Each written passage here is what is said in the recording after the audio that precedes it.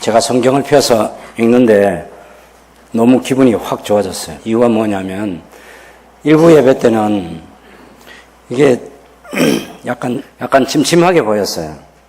그 성경을 읽기가 정확하지 않더라고. 근데 시간이 조금 더 흘렀는데 지금은 너무 환하게 보여가지고 굉장히 기분이 좋아요. 진리를 아는 게 이렇게 되면 좋겠어요. 성경을 읽는 시간, 설교를 듣는 시간, 신앙생활을 하는 횟수가 하루하루 더 많아지면 많아질수록 진리의 지식에 대한 눈이 선명하게 열려서 들려지고 보여지는 그런 축복을 저와 여러분이 누릴 수 있게 되기를 바랍니다. 예, 정말 이렇게 시원하고 좋을 수가 없는 거죠. 여러분 몸 어디 한번 만지고 싶은데 한번 만져보세요. 여러분 몸을 제일 만지고 싶은 데가 어딘지. 예, 옆구리 안 만지고 싶죠? 예, 또 안 만지고 싶은 부분도 있을 것이고. 근데 우리가 이렇게 이제 일단 다 같이 팔을 한번 좀 보시면 이게 다 필요한 거예요, 우리에게. 근데 느낌이 제일 첫 번째 만져지는 게 뭐죠? 네? 살, 예, 살. 쌀은 아니고 살입니다. 살 구분 못하면 안 되고요. 저 살이 만져지죠. 이거 꼭 필요한 거예요, 이게. 굉장히 중요한 건데. 그 다음에 좀 더 꽉 잡아보세요. 그럼 뭐가 만져지죠? 뼈. 예. 이게 뼈가 중요한 거예요, 이게. 살도 꼭 필요하지만 뼈가 없으면 이 모든 게 다 무너져 버려요. 뼈. 근데 딱딱한 뼈를 만지고 싶어서 만지는 사람은 없어요. 그냥 그대로 딱딱한 채 건강하게 그렇게 있으면 되는 거지. 그게 막 뼈를 만지고 싶어서 막 이런 만질 그건 아니에요. 우리 엄마들도 아이들 만질 때 그 피부가 뭐 예쁘게 보이고 또 살결이 부드러워서 아이들 만지고 싶고 그런 거지. 아이 그 살 속에 들어있는 뼈를 만지고 싶어서 그렇게 아이를 만지는 경우는 없어요. 그래도 그 아이에게 정말 중요한 게 뭐냐? 뼈입니다, 뼈. 예. 우리에게도 이 뼈가 중요한 거예요. 이 신앙생활을 할 때 지식에 관한 것, 특별히 성경을 통해서 하나님께서 우리에게 말씀하시는데 우리가 믿어야 할 내용을 말하고 있는 게 그게 교리라는 것이고 우리 몸의 뼈와 같은 역할을 신앙생활에 있어서는 그렇게 중요합니다. 교리. 예를 들면 사람에 대해서 뭐라고 말하냐? 성경에 대해서 성경이 뭐라고 말하냐? 하나님에 대해서 성경이 무엇이라고 말하느냐? 성부 하나님에 대해서 성경이 무엇이라고 말하느냐? 성자 하나님에 대해서 성경이 무엇이라고 말을 하고 성령 하나님에 대해서 무엇이라고 말을 하고 우리의 구원에 대해서 또 교회에 대해서 종말에 대해서 성경이 무엇이라고 말을 하는지 그것들을 다 모아서 정리해 놓은 게 우리가 믿어야 할 내용이고 그것을 교리라고 그렇게 말하는 거예요. 이 교리가 뼈대가 우리 신앙생활의 뼈대처럼 굉장히 중요한 거예요. 제가 여러 번 말씀드렸지만 학습 세례문답, 입교문답이나 할 때 하나님에 대해서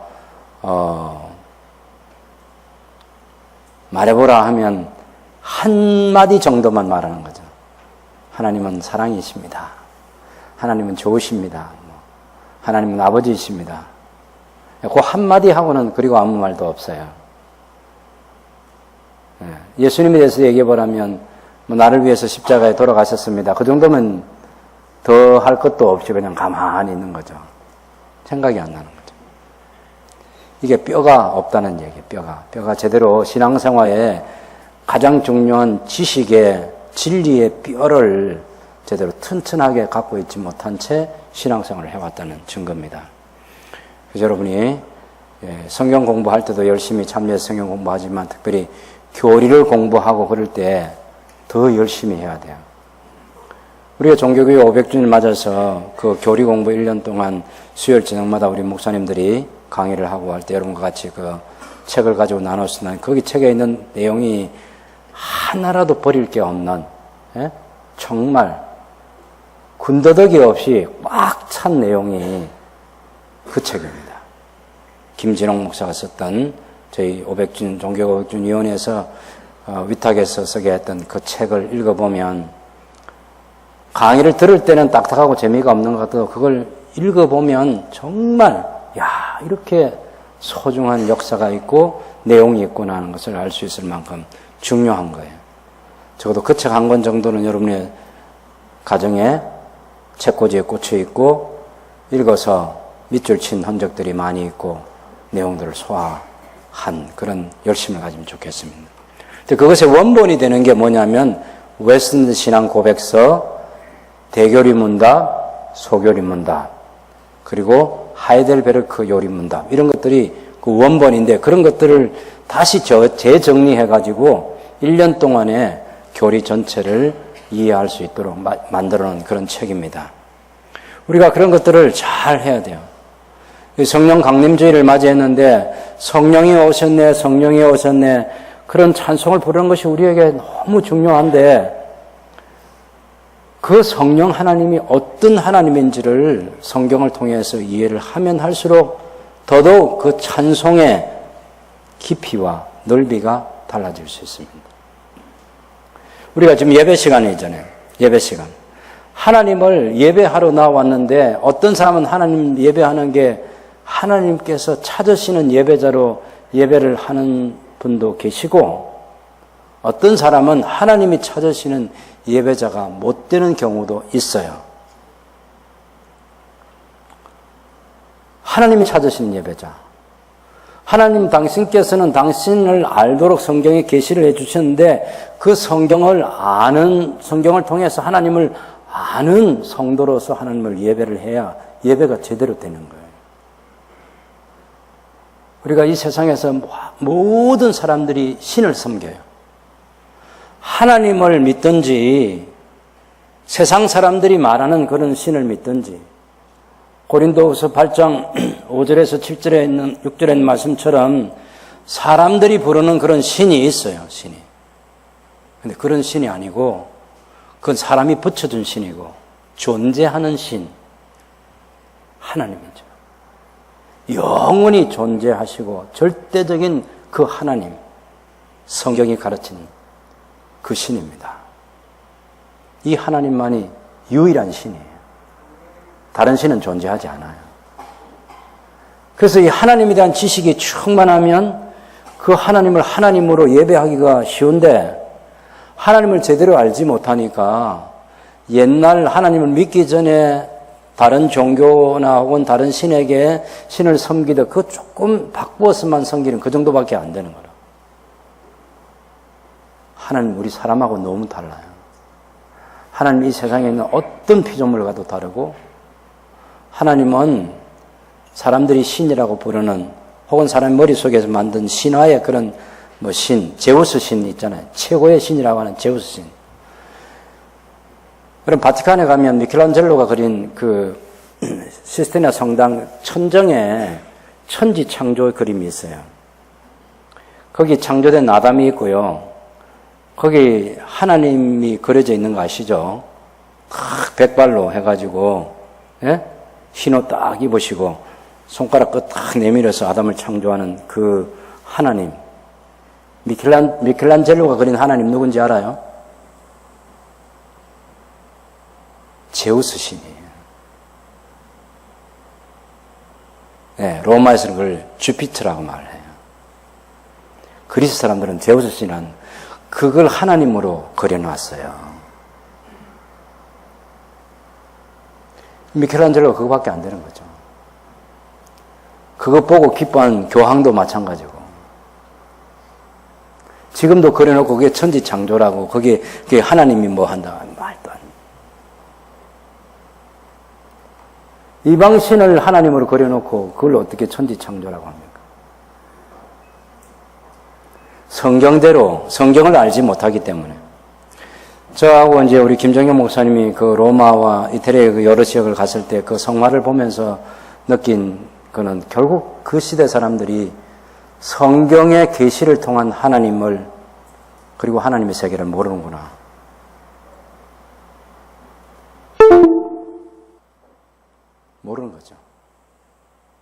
교황이 성경을 알았더라면 미켈란젤로가 제대로 성경을 공부하고 성경을 알았더라면 그런 식으로 그림은 그리지 않았을 것이다. 그리고 그 시대의 문화 가운데 사람의 육체의 아름다움을 극대화해서 표현하려는 그 그리스 사람들의 정신을 그런 그림에도 다 담아놨고, 심지어는 미사를 드리는 성단 그 정면에는 말이죠, 수많은 남녀를 다 옷을 벗겨가지고 완전히 옷을 벗겨서 그림을 그려놨어요. 성경은 사람에게 아담과 하와가 하나님 말씀 불순종할 때 가죽옷을 지어 입히셔서 몸을 가리게 하고 성경에 계속해서 가리게 만들어요. 근데 미켈란젤로는 수년 동안 그 그림을 그리면서 다 벗겨놨습니다. 이유가 뭐죠? 그리스 정신을 가지고 그리는 거예요. 그리스 문화를 가지고 그림을 그리는 거예요. 성경을 모르니까 그거밖에 안 되는 거죠.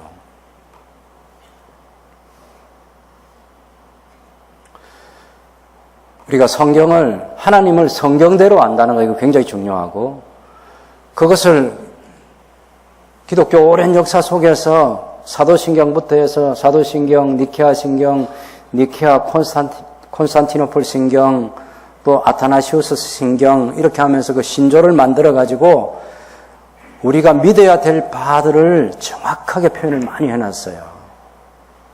사도신조, 사도신경만으로 부족하기 때문에 또 니케아 신경에 좀 성령 하나님에 대한 것을 좀 더 보충을 하고, 또 니케아 콘스탄티노플, 이건 이제 서방교와 동방교가 다 받아들이는 신조인데, 그것은 더 잘 살을 붙이는데 그냥 인간의 머릿속에서 있는 이런 살이 아니라 성경에서 더 성부 하나님에 대해서, 성자 예수님에서 성령 하나님에 대해서 더 많이 거기다가 살을 붙여서 더 교리를 잘 만들어 놓은 거죠. 그리고 뭐 종교개혁의 마지막 단계라고 할 수 있는, 완성이라고 할 수 있는 칼빈의 기독교 강요나 또 웨스민스터 신앙 고백서나 대교리 문답이나 소교리 문답, 이런 것들은 뼈 중에 뼈예요. 뼈 중에 뼈. 그게 하나님에 대해서 어떻게 진술하고 있는지 그런 것들을 우리가 다 외우면 좋겠어요. 우리가 새로운 꿈을 한번 꾸면 좋겠습니다. 어떤 꿈이냐면, 성경 한 권을 머릿속에서 탁 창세기부터 계시록까지 그 흐름을 쫙 이렇게 말할 수 있는, 그걸 10분 동안도 말할 수 있고 30분 동안도 말할 수 있고 1시간 동안도 말할 수 있고 3시간 동안도 말할 수 있고 하루 종일도 얘기할 수 있고 압축해서도 말할 수 있고 펼쳐서 여러 가지 이야기를, 토막을 이어가면서도 이야기할 수 있는 그런 것 하나 하고, 또 다른 하나는 교리, 웨스민스터 신앙 고백서에 들어있는 33가지, 원래는 33가지인데 미국에서 2가지 더 만들어가지고 35장으로 그렇게 되어 있습니다만은, 그런 것들 가운데서 정말 중요한 것들은 우리가 암송해버리는 거죠. 전 특별히 하나님에 관한 것, 성경에 관한 것, 이런 것들은 아주 암송해버리면 좋겠어요. 그래, 우리가 들고 있는 이 성경, 우리에게 신앙의 길을 안내해주는 이 성경이 도대체 어떤 책인지에 대한 정확한 지식도 가지고, 이 성경이 우리에게 알려주고 있는 하나님에 대한 지식도 정확하게 가지면서 그렇게 신앙생활을 할 수 있으면 좋겠다라는 그런 생각이 듭니다. 오늘 우리가 여기 성경을 읽을 때도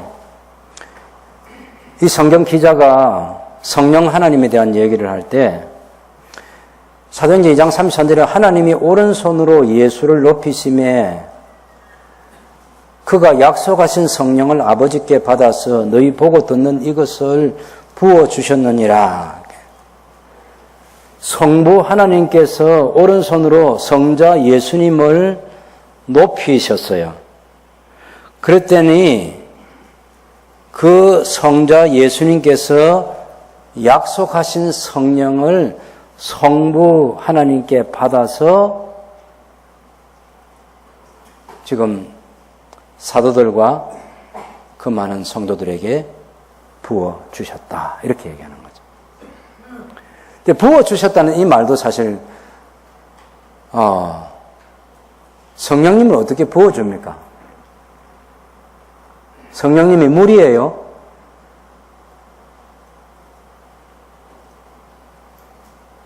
부어주셨다라는 이 표현도 그냥 우리가 무슨 물 부어주듯이 그렇게 부어주는 그런 개념으로 생각하면 안 되겠죠.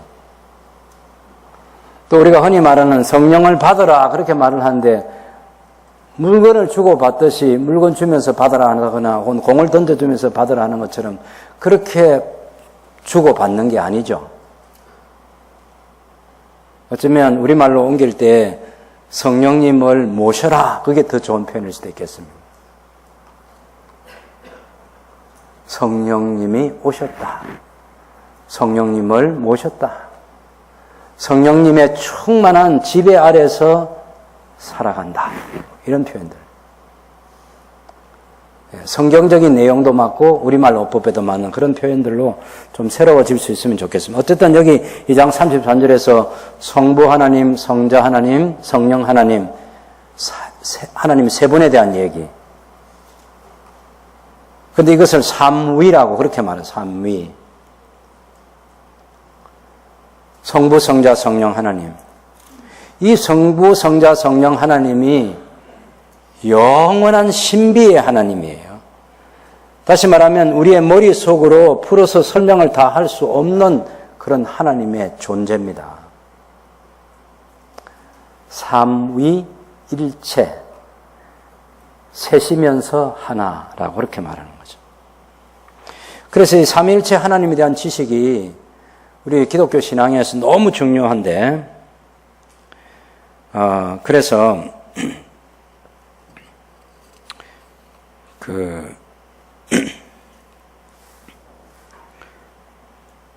이 삼위 하나님에 대한 지식이 없이는 우리 신앙생활을 올바르게 할 수 없습니다. 그래서 헤르만 바빙크라는 사람이 네덜란드 사람인데, 정말 대단한 학자죠. 이 바빙크가 쓴 책 한 권을 소화를 한번 해보고 죽는 게 제 꿈이기도 하고요. 예, 읽어서 이해할 수 있으면 좋겠다는 생각을 하는 것입니다. 물론 완전히 이해 못한다 그런 얘기는 아닌데 너무 뛰어난 책을 써서 성경이 가르치는 우리가 믿어야 될 교리를 진술해 놓은 책입니다. 그 책에 쓰던 헤런 바빙크가 삼위일체 교리에 대해서 이런 얘기했습니다. 삼위일체 교리의 신앙 고백과 그 중요성 여부는 기독교 전체의 존립과 사활이 이에 달려있기 때문에 이 교리는 모든 교리의 근본이며 새 언약의 실체요 기독교 신학의 핵심이다. 이 사람이 자기 대대로 이제 신앙생활을 해오는 집안의 사람이고, 자기 아버지도 그런 신학자이고, 자기도 아버지를 뛰어넘는 그런 신학자가 되어서 그런 교리를 만들었는데, 삼위일체 교리가 하나님을 삼위일체로 고백하는 이 신앙이 우리 기독교의 사활이 걸려있는 핵심이라고 얘기했어요. 그럼 우리 모두가 욕심을 내서 그거 내가 알고 이해하고 그래도 내가 이해한 것만큼 그 삼위 하나님을 높이는 예배 생활을 해야 되겠구나. 그런 소망을 우리가 가져야 되겠죠. 예, 소망. 웨스민 신앙 고백서 보면 제1장은 성경에 대해서 여러 진술들을 합니다. 제2장은 하나님에 대해서 얘기를 하고 있어요. 그 하나님, 첫 번째 항은 하나님의 자존성과 절대성에 대한 얘기고, 두 번째 항은 하나님이 피조물 하고 어떻게 다른지에 대한 얘기고, 세 번째는 삼위일체 하나님에 대한 얘기를 하고 있는데, 혹시 방송실에 준비가 되어 있나요?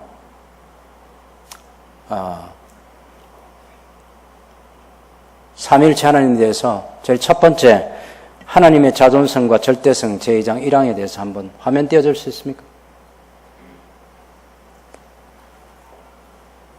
없나요? 예, 그럼 제가 읽어드리겠습니다. 오직 한 분이시며 살아있고 참된 하나님이 계신다. 하나님은 존재에 완전하면서 무한하시며 지극히 순수한 영이시고 보이지 않으시고 몸이나 지체나 정욕도 없으시고 불변하시고 광대하시고 영원하시고 완전히 이해될 수 없으시고 전능하시고 지극히 지혜로우시고 지극히 거룩하시고 지극히 자유하시고 지극히 절대적이며 당신 자신의 영광을 위해 그 자신의 불변하고 지극히 어려우신 뜻의 계획대로 모든 일을 행하신다. 또한 하나님은 지극한 사랑이며 은혜롭고 자비로우시며 오래 참고 선함과 진리가 풍성하시고 불의와 허물과 죄를 용서하시고 부지런히 하나님을 찾는 자에게 상 주시는 분이시며 그런데도 심판에서 지극히 공의롭고 두려우시며 모든 죄를 미워하시고 범죄자를 분명히 형벌하시는 분이시다. 이 세상에 존재하는 책들 가운데 압축을 딱 해가지고 하나님에 대해서 이렇게 완전하게 진술한 진술은 없습니다. 이전에도 하나님에 대한 교리를 설명을 많이 한 그런 책들이 있고 교리들도 있어요. 근데 웨스턴 신앙 고백서 제2장 1항에 나타난 이 진술만큼 하나님에 대해서 이보다 더 잘할 수는 없다라는 그런 감탄을 할 만큼 진술에 들어있는 내용이 이 내용입니다. 야, 이걸 풀어서 설명할 수 있다. 이것을 내가 백지 위에다가 하나님은 이런 분이라고 이렇게 써내려가면서 그거 하나하나가 무엇인지 내가 내 마음속에 그게 떠오르게 된다. 야, 복권 당첨된 것보다 더 좋을 것 같아. 안 해봐서 모르겠는데, 네. 어떤 재산을 가진 것보다 하나님에 대한 지식이. 그것도 성경 구절을 이를테면 한 분이시며 살아있고 참된 하나님이 계신다 할 때 그 성경 근거가 있을 거 아니에요. 하나님은 지극히 순수한 영이시고 보이지 않으시고 영원하시고 전능하시고 지극히 지혜로우시고 거룩하시고 자유하시고 절대적이며 하는 이런 데 다 성경 근거가 있어요. 근거가. 성경의 근거에서 하나님을 이렇게 표현할 수 있다. 우리 지금 신앙생활 하는데 교회가 관심을 가져야 될 중요한 미래 교회를 위해서 준비하고 실행해야 될 것 중에 하나가 신앙 개성이라는 겁니다. 신앙 개성. 최현식 박사가 세 가지를 얘기할 때 하나는 전도의 씨를 뿌리는 것, 두 번째는 신앙 개성하는 것, 세 번째는 출산을 장려하는 것. 이 세 가지 씨를 교회가 계속해서 뿌려야 미래 교회에 희망이 있다. 그렇게 얘기합니다. 미래 교회는 무슨 건물을 준비하고 그런 거 아니에요. 지금 현재 교회를 구성하고 있는 우리 모든 멤버들이 열심히 전도의 씨를 뿌리는 것. 그 다음 지금 현재 우리가 가지고 있는 이 신앙을 우리 다음 세대가 그것을 계승할 수 있도록 신앙 계승을 계속해서 이어가는 것. 우리 지금 자라는 아이들이 성경적 가치로 성평등과 동성애와 이런 아주 하나님을 대적하는 그런 이론들을 가지고 세상을 뒤죽박죽을 만들어가고 있는 이 시대도 성경 한 권을 읽고 있는 우리 성도의 자녀들이 결혼에 대한 큰 꿈을 가지고 자녀를 경건한 자손들을 출산해서 하나님께 영광이 되고자 하는 그런 꿈들을 어릴 때부터 가질 수 있도록 교회가 가정에서, 가정과 교회에서 신앙 교육을 잘 하는 것. 이것이 중요한 거예요. 근데 신앙 개성하는데 어떻게 할 거냐 할 때 내가 신앙 고백하는 그 하나님에 대한 신앙 고백이 내 아들도 하고 내 손자도 할 수 있어야 된다는 거예요. 그래서 하나님에 대해서 할아버지와 아버지와 손자가 똑같이 고백하는 그 하나님에 대한 내용을 하나님은 영원하시다. 하나님은 거룩하시다. 하나님은 불변하시다. 하나님은 무한광대하시다. 하나님은 은혜로우시다. 하나님은 자비로우시다. 하나님은 전능하시다. 하나님은 모든 것을 다 하신다. 하나님은 안 계신 곳이 없으시다. 우리가 익숙한 전지전능 무소부재라는 그런 말들이 그 하나님에 대한 그런 지식이 우리 속에서 우리 마음에서 우리 입술에서 떠나지 않고 우리 아이들도 그런 하나님에 대한 지식을 똑같이 가지고 하나님께 경배하고 기도하는 거죠. 예배하고 찬양하고 그 하나님을 높이고 미래에 힘 있는 교회는 어떤 교회가 힘 있냐면 숫자가 많이 모인 교회가 힘 있는 게 아니고 돈이 많은 교회가 힘 있는 교회가 아니에요. 이 성경적 진리, 우리의 믿어야 될 이 교리에 대한 지식이 충만하고 그것을 우리를 공격하는 불신자들을 향해서 그 불신자들은 용서하십시오마는 무식한 사람들이 아니에요. 그 사람들 가운데는 굉장히 지식 세계가 풍성한 사람도 있을 수 있고 사회적인 그런 지위가 높은 사람도 있을 수 있어요. 그런 세상적 지식을 가지고 그런 사회적 지위를 가지고 교회를 공격할 때 우리가 성경의 진리를 가지고 우리의 신앙을 변정할 수 있어요. 변호할 수 있어야 되는 거예요. 그 사람들이 우리를 업신여길 때 왜 우리가 하나님을 믿어야 되고 왜 우리가 예수를 믿어야 하는지에 대한 이유를 이런 하나님에 대한 지식을 가지고 성경적 지식을 가지고 정확하게 풀어서 설명할 수 있는 여러분 종교개혁 시대에 칼빈 선생께서 쓴 기독교 강요라는 그 두꺼운 책이 사실은 왕에게 이렇게 헌사하는 그런 책인데 제목은 그렇게 되어 있지만 당시에 박해받는 교회를 보호하기 위해서 쓴 책입니다. 우리가 믿는 하나님은 당신들이 생각하는 그런 하나님이 아닙니다. 당신들이 우리 기독교 이 개혁교회를 프로테스탄트들을 로마 천주교에서 분리된 우리의 신앙을 업신여기지만 우리의 신앙이야말로 지극히 성경적인 그 하나님과 하나님의 계시를 따라서 우리의 믿는 바는 이런 것입니다 하고 얘기해 놓은 게 기독교 강요에 들어있는 내용물입니다. 그래서 갈수록 단순하게 하나님을 알고 믿는 것 굉장히 중요하지만 그래도 우리가 믿는 하나님에 대해서 우리 자신이 떠올릴 때마다 하나님을 향한 예배가 가능하다. 한번 지금 우리가 이런 걸 실험 한번 해볼 수 있겠죠. 우리 다 같이 하나님을 찬양합시다. 그러고 다 이제 찬양을 시작해요. 눈 감고 이제 우리 기도하면서 하나님 찬양합니다. 그러면 내용물이 있어야 하는 찬양을 하네요. 전능하신 하나님을 찬양합니다. 모든 것을 다 하신 하나님 찬양합니다. 내 생각과 말과 행동과 내 마음과 내 현재와 내 미래를 다 아시는 하나님.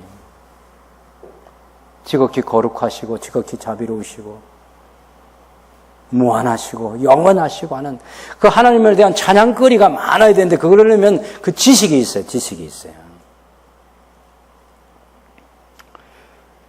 모든 아이들이 다 그런 건 아니지만 가끔은 우리 아이들 가운데 하루에 기도를 1분도 못하거나 몇 분도 못하고 기도 생활 자체가 안 되는 게 하나님에 대한 지식이 없는 거예요. 자, 성부 하나님에 대한 찬양, 성자 예수님에 대한 찬양, 성령 하나님에 대한 찬양. 그러면 성부, 성자, 성령 하나님에 대한 지식이 넘쳐나면 훨씬 찬양할 게 많아질 게 아니에요. 찬양과 감사.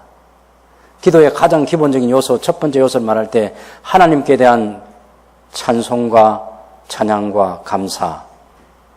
그 다음에 우리의 잘못에 대한 죄의 고백, 그리고 우리의 필요에 대한 간구, 우리만 아니라 다른 사람들을 위해서 중보 기도하는 것, 이렇게 이어진단 말이에요. 그게 다 하나님이 어떤 분인지를 알아야 하나님께 우리의 필요한 도움도 요청할 수 있잖아요.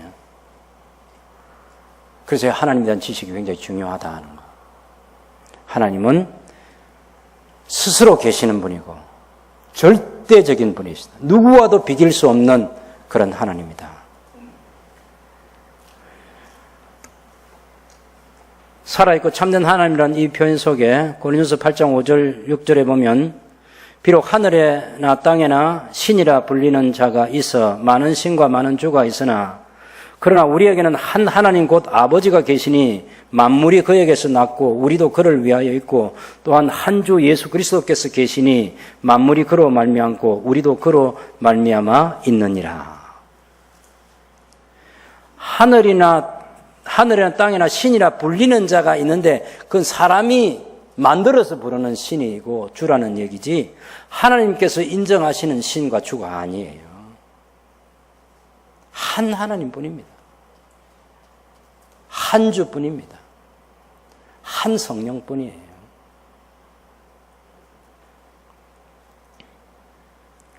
성부 하나님, 한 주이신 성자 예수 그리스도, 또 성령 하나님, 이 하나님이 우리를 창조하신 거죠. 그래서 우리가 그 창조주 하나님께, 이 하나님이 우리를 구원하셨기 때문에 우리의 구속주이신 그 하나님께 예배하는 것입니다. 제2항에 보면, 웨스민스터 신앙고백서 제2장 2항에 보면 하나님과 피조물의 차이를 이렇게 얘기합니다. 하나님께서는 모든 생명과 영광과 선과 복을 당신 안에 그리고 스스로 가지고 계신다.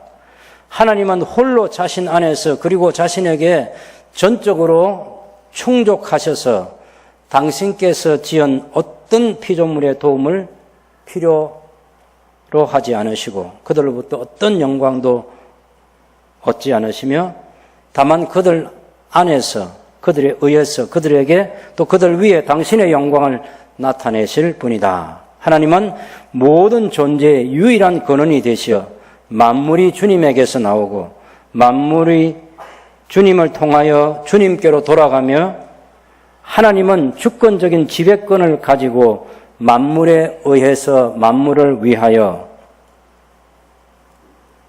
만물 위에 당신의 기뻐하는 바를 무엇이든지 행하신다.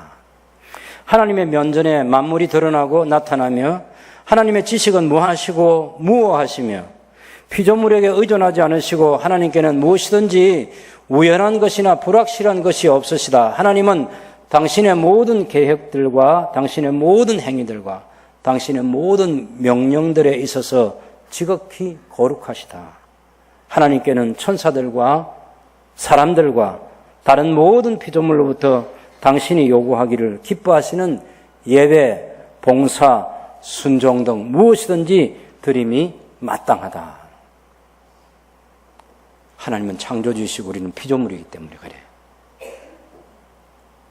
그래서 우리가 하나님에 대한 진술을 할 때는 딱 선을 하나 그어놓고 요 위에는 하나님, 그 선 아래 모든 만물이 우리 사람을 비롯한 악한 천사, 천한 천사 혹은 동물들 기는 짐승이든지 나는 새든지 바다에 헤엄치는 물고기든지 다 그 선 아래 피조물과 창조주 하나님에 대한 구별이 선명한. 그래서 우리가 하나님을 예배하는 거예요. 매주 우리가 이렇게 모여서 예배할 이유는 하나님이 우리의 창조주이시기 때문에, 하나님이 우리의 구원자 되시기 때문에, 하나님이 우리의 하나님이시기 때문에, 우리가 당신의 백성이기 때문에 그의 언약의 백성으로 자손들로 하나님을 높여 경배하는 성도로 살아가는 것입니다. 그다음에 제2장 3항에 보면 삼위일체 하나님에 대해서도 이렇게 진술하고 있습니다.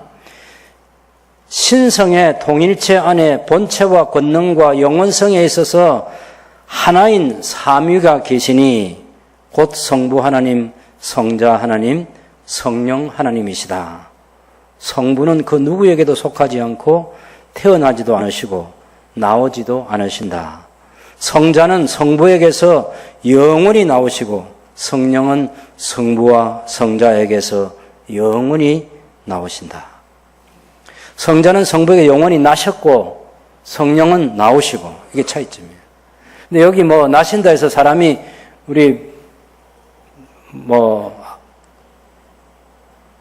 사람이 사람의 아들, 딸을 낳는 거하고 그런 개념으로 하나님이 성자를 낳으셨다, 그렇게 생각하면 안 되는 거예요. 성부, 성자에게서 성령 하나님이 나오신다 할 때도 나오시고 나면 이게 성부, 성자와 성질 자체가 달라지는 그런 생각을 하면 안 되는 거예요. 한국의 어떤 신학교의 그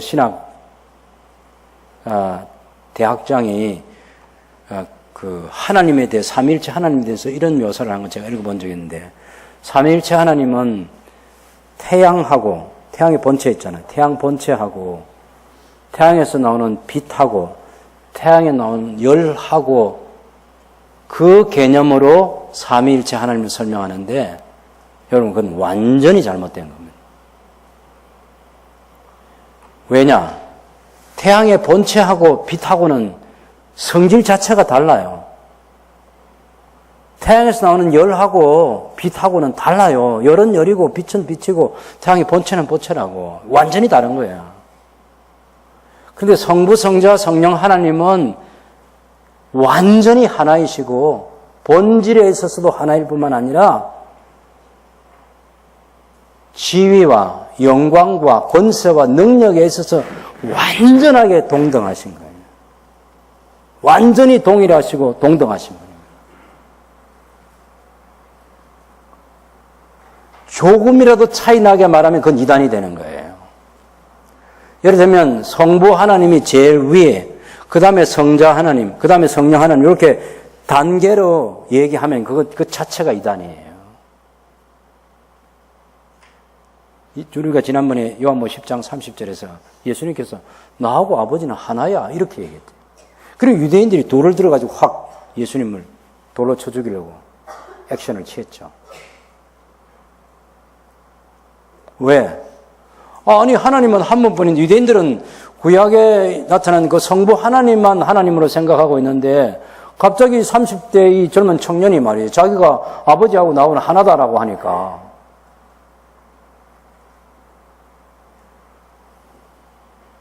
그런데 온 세상이 예수님을 그것 때문에 예수님을 외면한다 해도 그건 취소될 수 없는 거예요.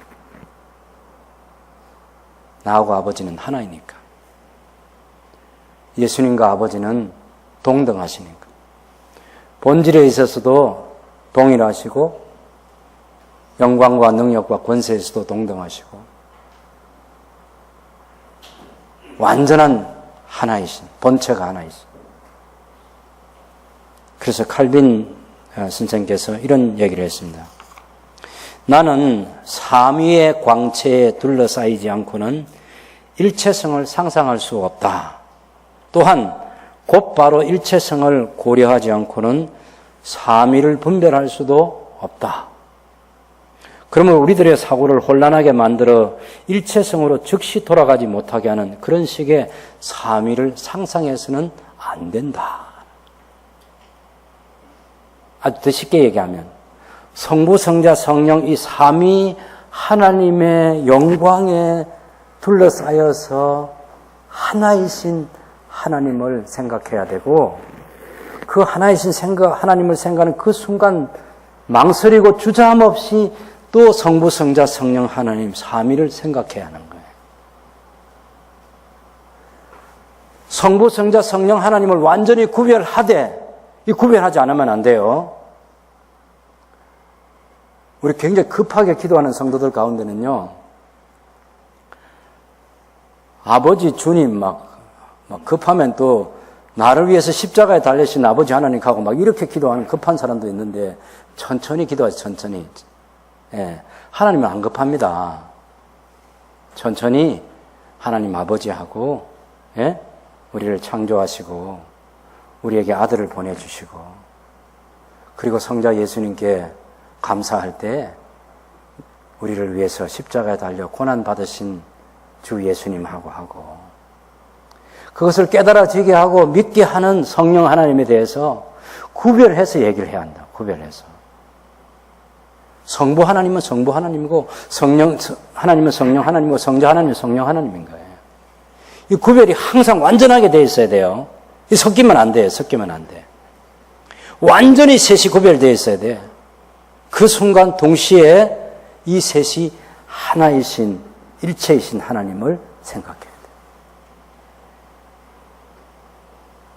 그래야 삼위일체 교리가 신비의 교리로 우리가 만들어낸 교리가 아니야. 하나님을 우리 인간이 만들었으면 절대로 이렇게 막 머리 아프거나 이렇게 만들지 않았을 거야. 우리 사람이 하나님을 만들면 완전히 이해가 되게 만들면 돼요. 그건 너무 쉬워요. 제게 교주의 꿈이 있으면 저도 하나님 만들어 보겠는데 저는 교주의 꿈이 없어서 만들 생각을 안 합니다만은, 지옥 갈 생각하고 뭐 교주 꿈에 있는 사람이 한번 만들어 보세요. 그거 만들 수 있어요. 만들 수 있어요.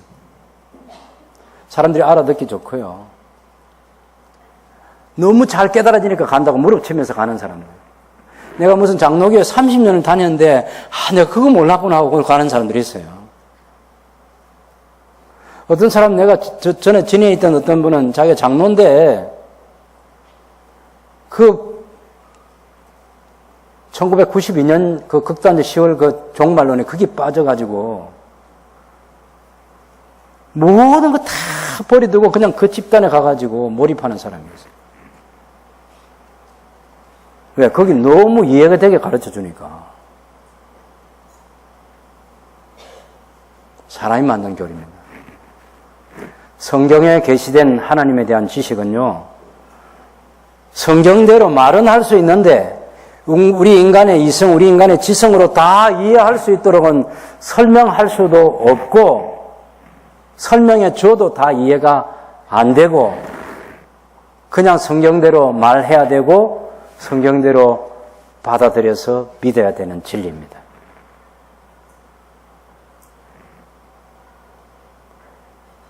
그래서 제가 여러분에게 쉽게 얘기 못 해주고, 이렇게 힘들게 실험하고 있는 거예요. 여러분, 우리 성령 하나님 봅시다. 성령 하나님 보면, 이 예루살렘 교회가 예수님 성천하시고 나서 예루살렘 교회가 아니라 예루살렘에 한 120여 명의 성도들이 함께 모였을 때 오순절날 그 성령께서 임하셨어요. 그 성령께서 어떤 형체로 임하시는 게, 성령님이 인격이시다 그렇게 말할 때 여러 가지로 설명할 수 있는데, 성부, 성자, 성령이 분명히 구별되는 거. 마태복음 3장에도 보면 예수님께서 물에서 세례를 받으시고 올라오셔서 기도하실 때 비둘기 형체로 예수님에게 임하신 분이 성령님이에요. 그렇다고 해서 성령님이 언제나 비둘기 형체로 그렇게 존재하시는 건 아니에요. 성부, 성자, 성령이 구별되는 것을 보여주기 위해서 그런 형체로 한번 나타나신 거죠. 그때 성부 하나님께서 이는 내 사랑하는 아들이요 내 기뻐하는 자라고, 세례를 받으시고 기도하시는 예수님, 비둘기 형체로 예수님 위에 임하시는 성령님, 그리고 하늘에서 말씀하시는 성부 하나님, 성부, 성자, 성령, 영원히 셋이면서 영원히 하나이시다. 그 삼일체 하나님. 그 성령께서 오셔서 그 성령님을 요엘서에는 하나님께서 뭐라고 말씀, 사도행전 2장 17절에 보면 하나님 말씀하시기를 말세에 내가 내 영을 모든 육체에 부어주리니, 성령님을 하나님의 영이라 그렇게 말을 해요. 우리가 로마서 8장에 보면 성령님을 아들의 영이라고 그렇게 말을 해요. 아들의 영이 그 속에 있는 사람은, 그 성령 하나님과 함께 동행하는 사람은 그 성령의 사람이 구원받은 성도예요. 성령 하나님. 우리가 아까 그 요한복음 14장 16절에도 내가 성천에서 이제 아버지께 가서 아버지께 구하겠으니 그가 또 다른 보혜사를 너희에게 주셔서 영원토록 너희와 함께 있게 하겠다 할 때, 예수님도 보혜사고 성령 하나님도 보혜사이십니다. 우리는 보혜사 생각할 때 또 성령님만 보혜사라고 생각해도 안 되고, 성자 예수님도 곁에서 우리를 도우시는 보혜사이시고, 그리고 성령 하나님도 다른 보혜사인데, 숫자는 다르고 질은 똑같다고 할 때 요 다른이라는 단어를 쓰는 거예요. 헬라어에서 다르다는 말을 두 단어를 가지고 써요. 하나는 숫자도 다르고 성질도 다른 그런 다른이라는 단어가 있고, 하나는 숫자만 다르고 질적은 같은 다른이 있어요. 여기 다른 보혜사를 할 때 수는 다른데 질적으로는 같은 그런 다른이라는 단어를 써서 다른 보혜사라고 말하고 있습니다. 이 보혜사 성령님, 그 보혜사 성령님을 17절에는 진리의 영이라 이렇게 얘기합니다. 진리의 영. 그 진리의 영이신 성령님이 요한복음 14장 26절에 보면 보혜사 곧 아버지께서 내 이름으로 보내실 성령, 그 성령께서 너희에게 모든 것을 가르치시고 내가 너희에게 말한 모든 것을 생각나게 하시리라 하는 것입니다. 예, 우리가 성경 공부 열심히 하고 성경 많이 읽어놓고 성경 암송 많이 해두면 좋은 게 뭐냐면 그 말씀을 에베소서 6장에 보면 성령의 검이라 이렇게 얘기합니다. 성령께서 사용하시는 칼이라는 거예요. 그 성령의 검은 사람을 죽이는 게 아니고 그 성령의 검은 사람을 구원하는 능력이 되는 칼이에요. 우리의 심령과 우리의 관절과 우리의 골수, 우리 전 인격을 찔러 쪼개어서 하나님 앞에 서게 하는 역할을 성령께서 하시는데 뭘 갖고 하시냐? 말씀을 가지고 하시죠. 말씀을 가지고. 여러분, 노력함이 없이 성경에 이 문자로 기록되어 있는 이 성경 자체를 내가 열심히 읽고 공부하고 하는 그런 노력을 하지 않고 진리의 성령께서 오시면 내게 다 알게 해주실 것이다. 아니, 그렇지 않고 예수님께서 누구보다 모든 성경, 토라, 율법과 선지서와 시편에 그 구약 성경을 가지고 제자들을 충분히 가르쳤고 가르쳐도 가르칠 때 다 알아집니까? 제자들이 다 몰랐어요.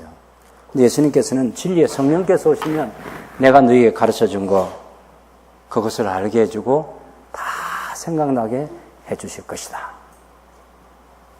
그래서 우리가 정확하게 하면 하나님이 일하실 때 우리도 열심히 노력을 해야 됩니다.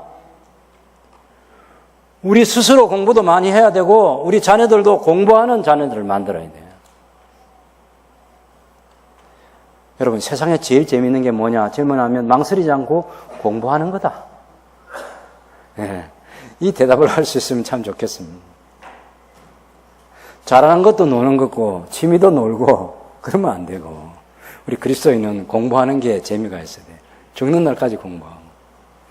야, 이거 배우는 게 어딘데 이게. 얼마나 좋아.